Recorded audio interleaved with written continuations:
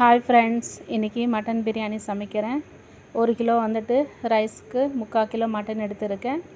இப்போ வந்துட்டு 100 கிராம் எண்ணெயும் கொஞ்சோண்டு வந்து நெய் போட்டு அதில் பட்டை, அதுக்கப்புறம் லவங்கம், இலாச்சி, அதுக்கப்புறம் வந்துட்டு அன்னாச்சிப்பூவு அதெல்லாமே சேர்த்து கல்பாசி எல்லாமே வந்துட்டு இதில் நான் காட்டியிருக்கிற பொருள் எல்லாமே சேர்த்து வதக்கின உடனே அதோட வெங்காயம் வந்துட்டு பொடிசாக வந்துட்டு நம்ம நீளவாக்கில் வெட்டி வந்துட்டு அது ப்ரௌன் ஆன பிறகு இஞ்சி பூண்டு பேஸ்ட்டு 100 கிராமுங்க, அது அளவோடு நீங்கள் எடுத்துக்கோங்க. அதுக்கப்புறம் வந்துட்டு இதையும் அதில் சேர்த்துட்டு கொத்தமல்லியும் வந்துட்டு புதினாவும் வந்துட்டு வெட்டி வச்சிடணும் சுத்தமாக. அதையும் வந்துட்டு இதில் சேர்த்துக்கிட்டு இது நல்லா வந்துட்டு வதங்கி வரும்போது கொஞ்சோண்டு வந்துட்டு வெறும் மிளகாத்தூள் கலருக்காக சேர்த்துருக்கேன். இதில் வந்துட்டு எந்த கலர் பவுட்ரும் நான் சேர்க்கலை. அதனால் வந்துட்டு இது வதங்கின பிறகு தக்காளியும் வந்துட்டு சேர்த்து கொஞ்சோண்டு சால்ட்டு, இதோட வந்துட்டு கொஞ்சம் கரம் மசாலா போட்டுருக்கேன், கொஞ்சோண்டு வந்துட்டு பச்சை மிளகாவும் போட்டுருக்கேன்.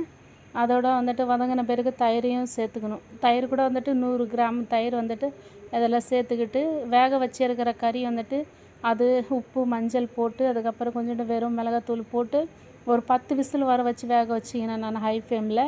அதுக்கப்புறம் வந்துட்டு இது வந்துட்டு வெந்த பிறகு அந்த கறியும் எல்லாத்தையும் வந்துட்டு மசாலா கூட சேர்த்துட்டு எவ்வளோ வந்துட்டு நம்ம 1 கிலோன்னா 4 கிளாஸ் ரைஸ் போட்டுருக்கேன். 4 கிளாஸ் ரைஸ்க்கு வந்துட்டு நான் 6 கிளாஸ் தண்ணி எடுத்திருக்கேன். அந்த 6 கிளாஸ் தண்ணி வந்துட்டு அரிசி நல்லா ஊற வச்சுட்டு அதில் போட்டு நல்லா வந்துட்டு நம்ம தம் போட்டு எடுத்தோம்னா மட்டன் பிரியாணி ரெடி. வாங்க சாப்பிட்லாம்.